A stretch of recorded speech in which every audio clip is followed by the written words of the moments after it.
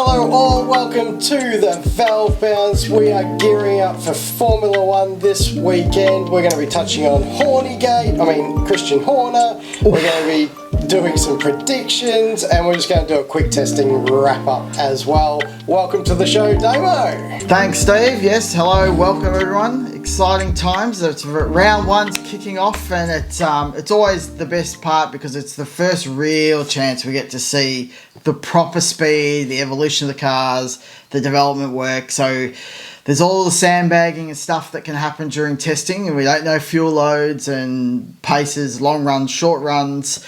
But when it comes to the crunch, the qualifying is always the easiest way to figure it out. And I almost slipped up there. I almost said on the Saturday, but that brings me to the first point. Did you realise we're kicking off with races on a Saturday rather than a Sunday for the first two season openers? Until you flicked me a message late last night, no. Yeah, and so effectively it's worked out. I saw someone actually put the pieces together. It hasn't been officially talked about much, but because of Ramadan and where the first two races are, and then the requirement for the gap between races, they've had to do this on a Saturday and then the next one to fit on the Saturday so they don't break into Ramadan to get the maximum experience for people who are going to be at the track. So... Yep. Yeah, I don't know if it's ever happened before that we've opened the season on a Saturday, but for me and you, we're in Australia. For us, it doesn't really matter because the times are the times are what they are, and we're going to be able to watch it late at night anyway. Oh, it's going to be absolutely brutal. I put out the track schedule just before, and my God, I think the race is at like 2 a.m. So the likelihood of me actually watching that live, next to zero. No, I'll do my standard wake up early, watch the race before work because that way you don't get spoilers. So, I think that's the way it's going to roll for us. No, that's it. I'll work on a Sunday, mate. Yeah, well, that's the beauty of this one. I don't have to, do I? No, that's it. Normally that's what I do, but I'll still be doing the same thing. All right. Very good. Now, you said something. You said Hornygate. Jesus. Oh, yeah. Hornygate. I suppose that's a bit rough, isn't it? Allegations. Of course, that's not true because he was found, he was clear. So, clear, yeah. Whatever it was, which we'll never know, he's been clear. No, I think that it seems like they seem to have handled it really well. It came out on the front foot, really talked to, right, we're doing the investigation, this is happening, this is, the small bit that there's allegations been made. They seem to have done a thorough investigation. I guess we'll never really know how thorough or whatever, but I know there's lots of rumours in and around what might have happened or didn't happen. But ultimately, if they've done the investigation, they've cleared him, we've got to kind of accept that, without further proof. Yeah, and that's exactly it. We're not going to see the report, but from all other reports, it was a very long, almost novel-like book, we'll call it. Yep. So basically, I think, as you said, they've done a thorough investigation. He's been cleared, so we sort of just move on. I know a few people will probably be aggrieved by that outcome, because they don't like Christian Horner or Red Bull. But I think it's also important that we, understand and trust the investigation and be respectful of the decision. Yeah. I think it's probably going to get touched on initially in all the reporting. People are going to be, trying to get comments, etc. And I'm pretty confident it's just all going to be squashed really quickly we're not going to talk any further about it. The investigation done is clear, or I'm clear if he's talking. So, that is what it is. And, we do have to accept it, whether we think the people that don't like Horner accept it, I don't know. But, I think in reality we can only do with what the information that's made public to us. So. Absolutely, mate. And just quickly before we move on to the next little thing, have you watched Drive to Survive?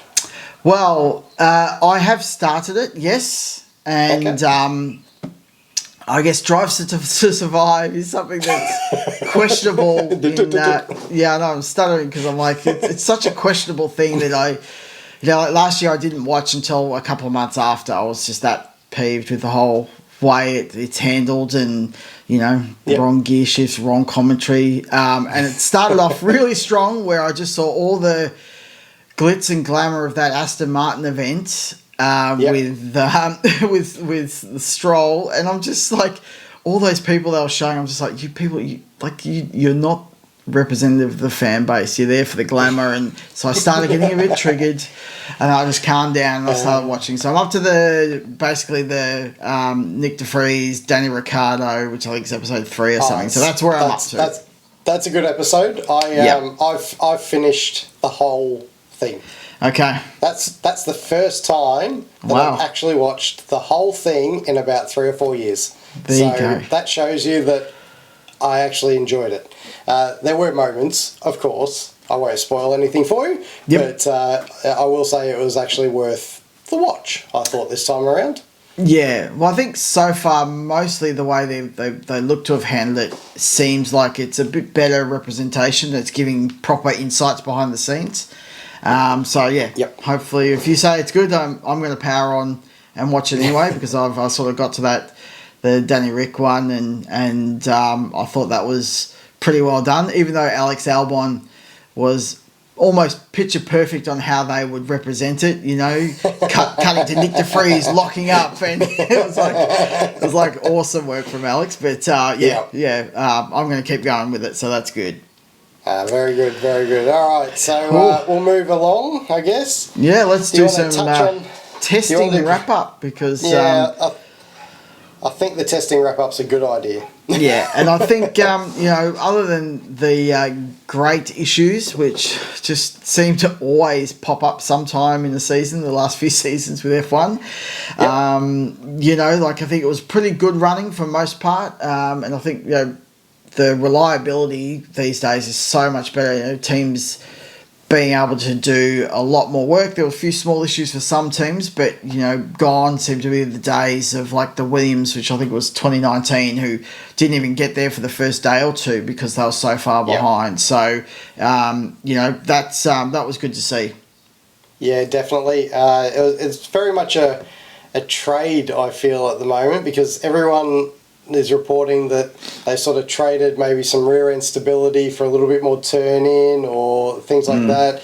The McLaren's talking about being a little bit more compliant in the slower turns, but ultimately have seemed to sacrifice ultimate pace overall at this point. So it's really good. But, Ferrari seems to have sacrificed one lap speed for possibly a race pace speed. So oh my god, fingers crossed.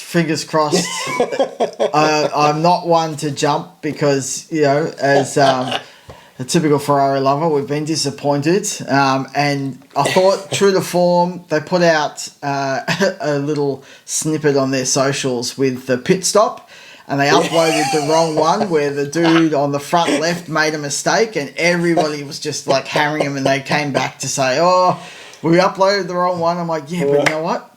That's just classic Ferrari. Right. Yeah, so, run with it. I'm really hoping that, what seems to be very positive in terms of perhaps that sacrifice of the one lap speed, a bit more consistency over the race pace, gives us the opportunity to have some good competition this year. Yeah, I 100% agree. I do feel like Red Bull is still the one to beat, but if we can at least have one team being competitive, that would be awesome.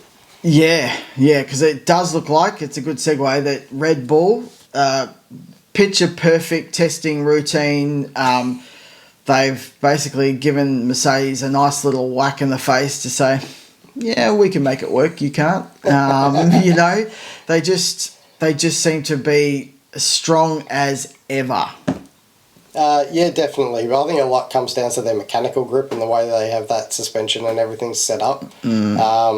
And especially when the crazy thing is those pods that they have, they don't need. There's so much space between the way that that's actually all packaged. There is talk of 0 side pods happening. I don't think they will, because I think they get too much from having the actual side pods there. But the actual channels, at least having that packaging so tight the centre of gravity and where everything sits has got to be better, right? I mean, it is a masterpiece, as ugly as it is. It is a masterpiece. I know, but it is sad because, like, I know I triggered you. I sent you a little Instagram reel that basically played the Dutch national anthem just in preparation for what was going to happen for the rest of the season because, goddamn, after testing, I'm like, yep, that we're in for another season of that. Well, we had Carlos Sainz win a Grand Prix and we had Oscar win a race. So if we can get better than that, I'll be happy, maybe. Let's fingers crossed, though, that Ferrari's lifted. But let's maybe go to some of the ones that are a bit more of a surprise in terms of not possibly showing or having the advancement we thought, like Mercedes and McLaren. Yep, McLaren seems a little bit simplistic. I'm not going to lie. When I first saw the car, I was slightly underwhelmed, and on track, I'm still slightly underwhelmed. Hoping to be proven wrong. But it does seem like they've got a few upgrades to come that might make that whole system work a little bit more effectively. As for Merc, hard to say. They do like to run full tanks all the time during testing. Their long runs looked okay, but nothing special or spectacular. Well, I guess we'll find out. Well, that's it, yeah. We always do need to. Merc are traditional sandbaggers, but that obviously was through a lot of their glory period where they were really at the top of the tree. So it will be interesting. I think if I was to, some of the stuff that I was looking out for was some of the language, the body language and verbal language from the teams and the drivers, that McLaren look pretty flat in comparison. I would say that there was no real buzz around what they were doing. They said they were calling out challenges again, and it's just like, okay, well, if this is a sandbag, then they're in a world of pain, for everyone else, because they look pretty average. They look like they've gone backwards. So if they're coming out of the tree and they're going to be like, top of the pops up with Red Bull, then they've done a great job of it. But Merc, they seemed a bit more positive. I think they're happier with some of the balance and the compliance of the car. So who knows what that means? Well, I guess we'll figure out. Let's throw to their, their engine supplier friend Aston Martin, who sort of had an up and down last year. So what was your take from testing for them? My personal opinion is they're sitting about where McLaren's sitting. Yeah. They're not setting any world on fire. They look good, but they don't look like they're... Not like last year where they were out of the blocks and it really looked like they'll be able to take it to Red Bull. They feel like they're sort of just taking... They've probably improved a little bit. But yeah, I'd say they're about line ball with where McLaren is. Kind of that Mercedes area, or all three cars, which are Mercedes powered, they're all very similar, I feel, in terms of pace. Yeah, and I think, they allegedly ran pretty light last year, which made them look even better in the testing, and then they still came out quite strong. It's just a matter of, and I think this is always the hard part, is who's made the better advancement. So maybe they have gotten better, but, others might overtake them, and then that's why, like McLaren, for example, after their upgrades might step down a bit, finishing the year around that sort of third or fourth best car. Potentially they could be... they could drop below Aston Martin. But I think they look just like a solid. I think they'll be either in that second pack, and I say second pack, so we're just going to put Red Bull at the top. Then they'll be in that second pack, and it'll just be somewhere in there, and maybe they'll be able to capitalise on a podium here or there throughout the year, possibly. Yeah, I'd agree with that. And I think you're probably right. I think pack number 1 will consist of Red Bull and Ferrari, if Ferrari have got it right. Pack number 2 is Merc, McLaren and Aston, which then probably leads us on to the next sort of pack. Which is, I suppose, at the back of the end of the grid, or fighting for a 10. RB. Yeah. How do you think they fared? Well, I think the first day, people were talking them up. They were all, it was pretty excited. I think a lot of people in the team cambered that and just said, look, just we were doing our program. They had a really solid testing. It looks like the change they've made and aligned themselves, a bit closer to Red Bull, seems like they've achieved a little bit of advancement. And it's so hard because they had such an up and down season, really. They kind of, post the Nick de Vries departure, they sort of really started to advance. Then Danny Rick had the accident.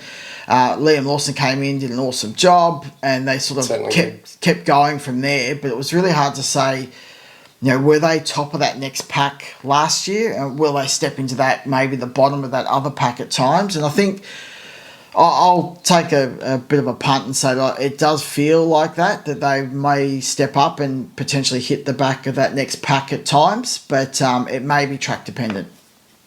Yeah, I kind of feel it might be track dependent. It'll be, as I said, this weekend's going to be very interesting just to see how it all washes out, because I think they're actually close enough that anyone makes a mistake, that's the difference, right? Yeah, that's actually a really good point you make, because just thinking about it, that pack is just condensing ever more, even that second and then the back of the pack. That's condensing so much that you're right, that when someone does make a mistake, that you end up like really at the back of the tree. You're right at the back of the pack for it, and so that there could be some good opportunities for some points for a lot of these teams that are like a Williams and an RB. Yeah. Yeah, definitely. All right, so that brings us up to probably the next run, which is a team that I probably wouldn't put in this spot, to be perfectly honest, after watching their testing. Alpine. Seems like the car's too heavy. Seems like development-wise they've gone backwards. The language, the feeling from the team. The bin. Oh my god, yeah! Go back to last year's car. I think. I think they could be in a world of hurt. It'll be really interesting to see how good or bad that testing phase was. They didn't do a whole lot of testing. There were some stuff they tried to get right and didn't do as many laps in certain days. But I think they're probably the loser of last year versus this year. Yeah, definitely. And I think it's nice of them to consider Haas, and want to go racing with them, Give them someone to play with at the back of the... Yeah, that's it. Fair enough. Brutal maybe, but all right. Yeah. What about Williams, mate? I actually felt they were pretty solid. Don't know if they've made huge gains, but I definitely feel like their car looks probably a little bit better. Yeah, it does feel like they have made the advancement. I just wonder whether or not they've done enough to really start getting up the field. I think if you look at last year, qualifying pace was never really great, but their race pace was always better. So, especially Alex was able to step up through the field, and get to that back of the top 10 on occasions. So if they've made some advancement, I think that's a possibility. They get into the 10 more regularly. But I think it was pretty positive, so hopefully that translates to the season performance. Yeah, I 100% agree with that. Now, one that's really unknown is Sauber, or Stake F1 team, whatever they want to call themselves these days. Sauber. RB and Sauber, they're the two names I'm rolling with. I can't be bothered with let's anything go else. with Sauber. The one thing I will say is that green, that's bright. It is bright. I do love a black and green, the old Porsche kind of combo. But I'm just like, it's super bright. So I can't wait to see it at night. It's just going to sparkle. But look, they are one that we just don't really have enough to go on. It does look like they've made some advancement, a bit like Williams. It looks like they had pretty solid testing. I think everything's looking positive for them in terms of the way testing went. I think they could really be someone that pushes into that top 10 with the right track and the right combo of keeping their wheels out of trouble. Yeah, 100% agree with that. And the last one, which is Haas, I'm not even touching on. We know where they are. I think they're 10th, and unfortunately, it's going to be another year back of the pack for them. I agree. They had a terrible testing, so it hasn't been very good for them at all. Not at all. All right. So, Yeah. that brings us on to Predictions. Predictions. Let's put everything on the line and look like fools as we do. Yeah, well, the Supercars one was bad, so what? It can't do any worse than that. No, I feel a lot more confident about this one though because Okay, good. yeah, Easier to predict. maybe. Maybe. All right. So, 4 predictions. We're going to do a pole position race winner. Red Hot, which is most positions gained, and Sub-Zero, which is least competitive. So, we'll give 1 point for each. If you want to play along at home, please do. Yeah. Put it in the comments section. Let us know what you're thinking. We'd love to have your feedback on it and see if we're completely and utterly washed or if we're actually legends and we know what we're talking about. Yes. Beautiful. All right, so let's kick it off, Damien. Who do you think is going to come out of the gate and score the first pole position of 2024? Well, pole position, I'm taking a real roughie and outsider, and I'm picking Max. You wuss. Yep. I just can't see it being anyone else. I'm hoping at the end of this first Grand Prix, we're going to see a little bit more, and I can start maybe picking someone else. But for the moment, I think it's a real safe bet just to pick Max. Yeah, fair call. I followed suit and been a bit of a wuss myself and said that Max will likely get the pole. I just think he's get the pole. That's an interesting form of words, Stephen. I think it's going to be too strong, especially with Ferrari focusing more on race preparation, like the way the car handles. Yeah. I think that'll mean that Max will probably gain the pole position in this instant, just off what I've seen in testing. Okay. Well, for my race winner, just all things considered, Max is my pick. I just think it's just going to be a Max. Yep. I'm playing the Dutch national anthem. I'm just all in on this weekend you're really on Max. Trying to depress our audience, aren't you? You're not even giving him a glimmer of hope. No, maybe just depressing you.